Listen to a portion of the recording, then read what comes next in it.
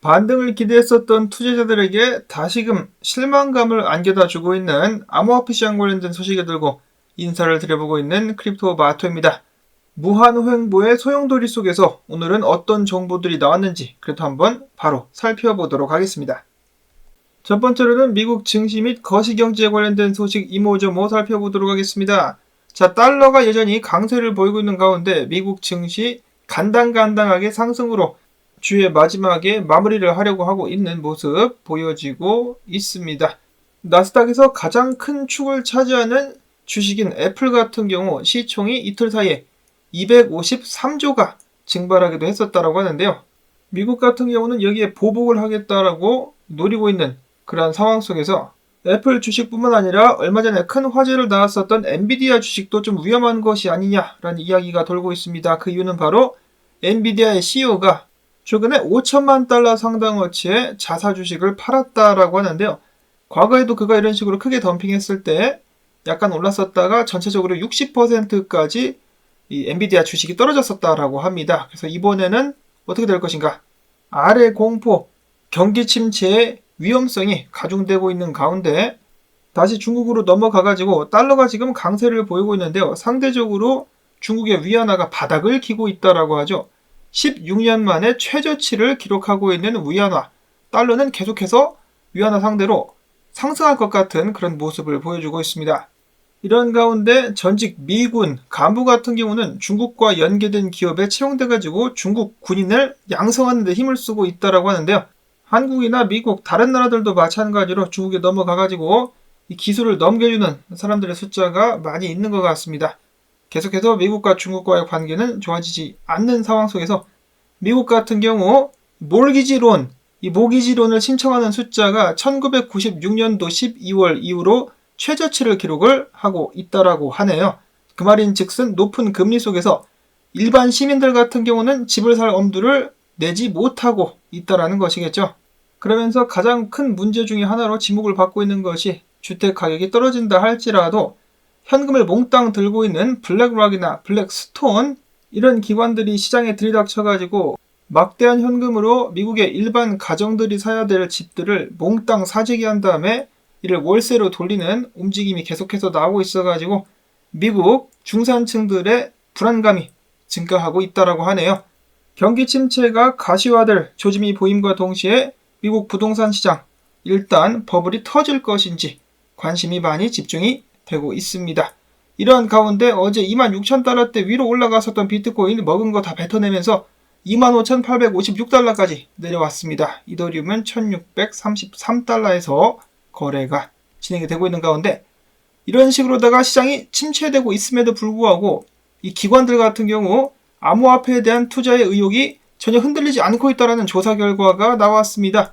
인도의 신용평가 회사인 크리실 같은 경우 불투명한 규제 환경과 침체된 암호화폐 시장은 자산관리 매니저의 암호화폐 관심을 거의 억제하지 못했다.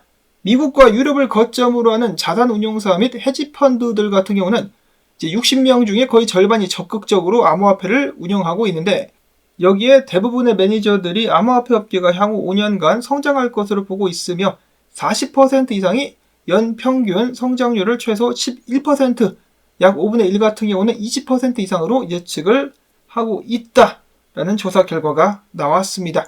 자, 어째서 해당 전문가들 같은 경우는 암호화폐처럼 크게 베팅을 하고 있는 것일까? 암호화폐가 아직도 신생 자산이라는 것을 고려해봤을 때 성장할 가능성이 굉장히 큰 것이 사실이고 아무래도 현물 ETF로 염두에 두고 있는 것 같기도 합니다. 그리고 저 같은 경우는 개인적으로 미래에 다시 한번 양적 완화가 시작될 것임을 알기 때문에 특히 법정화폐의 가치가 떨어질 것을 알기 때문에 암호화폐에 베팅을 하는 것이 아닌가라는 생각이 드는데요. 예를 들어 비트코인 가격이 올라가는 것이 아니라 상대적으로 법정화폐 가치가 떨어져가지고 비트코인 가격이 올라가는 것처럼 보일 수가 있다는 것인데 지금 전 세계적으로다가 중앙은행들이 긴축 및 돈 풀기를 자제하고 있는데 여러분들께서 보시기에는 어떻습니까? 이들이 이를 계속해서 유지를 할까요? 아니면 결국은 양적 완화로 돌아가게 될까요? 최근에는 이러한 분석도 나왔는데 매크로 마이크로 글로벌 경제 데이터 제공 플랫폼에 따르면 비트코인의 강세가 촉발되었을 때는 항상 주요 국가들의 중앙은행들이 통화 공급량을 늘렸을 때 이런 일이 발생을 했었다. 특히 연준, 유럽 중앙은행, 일본 중앙은행, 그리고 중국의 인민은행이 여기에 포함이 됐다라고 하는데, 특이한 점은 이 4개의 은행들이 대량으로 통화를 발행할 때 딱 비트코인 반감기가 맞물려서 맞아 떨어지면서 상승이 이어져 왔었다라는 것입니다. 지금 보시는 파란색 그래프가 해당 중앙은행들의 M2 머니 스플라이 양을 나타내는 것이고, 노란 선이 비트코인 가격인데, 통화 공급량이 늘 때마다 비트코인 가격이 탄력적으로 상승했었던 것을 확인해 볼 수가 있겠습니다. 자, 내년에 반감기가 다시 한번 발생하게 될 것인데, 과연 해당 은행들은 다시 한번 양적 완화를 진행하게 될 것인가? 미국 같은 경우는 하겠죠. 대통령 선거가 있기 때문에 할 것 같습니다. 관심 있게 지켜봐야 될 사항 중에 하나라고 볼 수가 있겠고, 다음으로는 SEC에 이어가지고 CFTC까지 지랄이다라는 평가가 나오고 있습니다. SEC 같은 경우는 얼마 전에 탈중앙화된 거래소들, 유니스왑 등등을 상대로 소송을 걸었었는데, CFTC 같은 경우는 탈중앙화된 파생상품 거래소들을 상대로 기소들을 강행했는데요. 이를 두고 CFTC의 한 의원은 이에 대해서 반대한다라는 공식 입장을 표명했습니다. CFTC가 새로운 분야를 경계하는 것은 바람직하지만은 이러한 집행 혹은 제재, 일변도식의 태도는 그간 우리가 보여왔었던 기조와는 다르다라고 이야기를 하는 것인데, 자, 한마디로 갑자기 SEC 같은 짓을 왜 우리가 하고 있느냐라고 이야기를 하고 있는 것입니다. 이분은 CFTC의 헤스터 피어스라고 볼 수가 있겠는데, 문제는 둘 다 힘이 없어요. 자, 이런 상황 속에서 블록체인 전문 변호사 제이크 체르빈스키는 이야기를 합니다. 더 이상은 CFTC가 SEC보다 나을 거란 기대를 하지 않는 것이 좋겠다.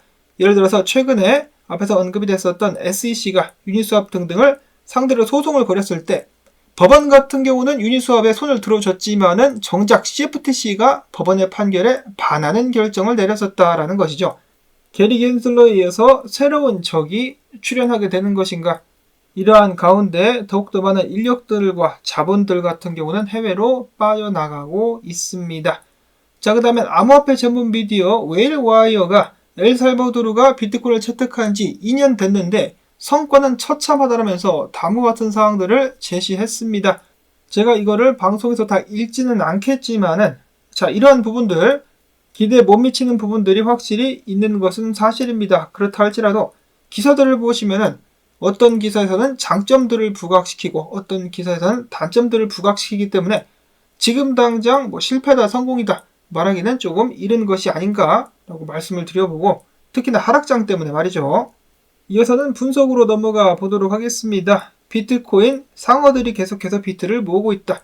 10개 이상을 보유한 주소 숫자가 사상 최대치까지 올라간 상황 속에서 채굴자들 같은 경우는 반면에 줄기차게 비트를 던져대고 있습니다. 8월 29일 이후 계속해서 비트를 판다. 근데 그 전 몇 달 전부터 지속적으로 매도를 해왔었기 때문에 놀라운 것은 아니겠지만은, 이를 두고 글래스노드는 이렇게 평가를 했다라고 합니다. 시장의 공급량이 많아지면은 가격을 더 상승시킬 수 있으며 이는 채굴자들의 전략일 수 있다. 과연 정말 그런 것일까요? 한편 어제 비트코인 가격 좀 올랐을 때 숏 포지션 2,350만 달러가 청산이 됐었다라고 하고, 그 후에 비트코인 가격이 또 떨궜죠. 또 떨구자 2억 달러 상당의 롱 포지션이 이어서 청산이 됐었다라는 소식 나왔습니다. 이를 보고 있었던 유명 분석가이자 투자자인 크립토 C4는 이야기합니다. 이거 봐라, 이거를 어떻게 거래를 한다고 그러냐. 자, 당연히 이런 상황 속에서 지지 구간에서 사가지고 롱 쳐가지고 여기서 익절한 다음에 저항에서 숏 쳐가지고 수익 보고 있는 투자자들이 있긴 한데, 트레이더들이 있긴 한데, 그래도 일반인들한테는 좀 버겁죠.